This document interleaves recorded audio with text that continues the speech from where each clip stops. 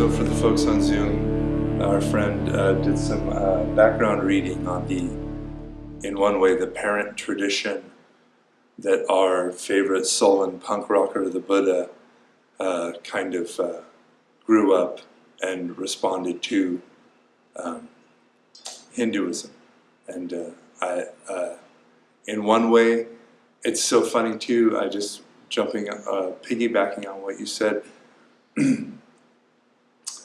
it's so interesting it would be easy to see the various traditions within Buddhism or even within the human beings, the club of human beings trying to figure out what it means to live a good life. It would be easy to see them all as very different things that are directly antagonistic towards each other, and I certainly have spent a fair amount of my life in that way, jumping from tradition to tradition and burning the boats as I leapt to the next one. But I feel like it's very helpful, just in terms of Buddhism, to really drill down, because so much of the Buddha's teachings are actually, the architecture is the Hindu, the Brahminical tradition that was coming, and the Jain tradition that was coming into prominence at the time of the Buddha, taking them and using them for his own ends. And also, it's so beautiful that humans have this thing where we're like, yeah, I have enough food and nothing's eating me right this second, but that's not enough. What's going on in my heart? What does it mean to live a good life? What does it mean?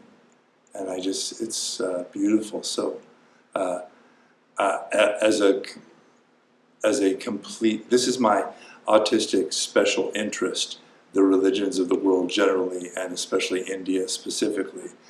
But it's a wild ride, and I cannot recommend it highly enough. And if you're looking for some reading on that subject, you could do a lot worse than Houston J. Smith's The Religions of Man, which is the kind of basic Religions 101 survey course. And then if you wanted to go a little bit further, Houston Smith and Philip Novak has one called A Concise History of Buddhism. And you can usually get it used for $4 or $5 on bookshop.org. And of course, our dear friend and great being, Joseph Campbell, has a whole series called The Power of Myth, which was a series of interviews with Bill Moyers. Anyway, there's so many deep resonances, and those poor, I swear, the temple staff that had to deal with me when I was, a teenager, I learned a lot there. So, and may they be very happy. I'm sorry again, but it's all if you can just see it as people sincerely reaching out and trying to touch what does it mean to live a good life. So, was there anything specifically that stood out to you in the readings on Hinduism, or the differences in between? Yeah, how they looked at the definition of self. That was pretty significant. Wow, you're just going right for the big one, huh?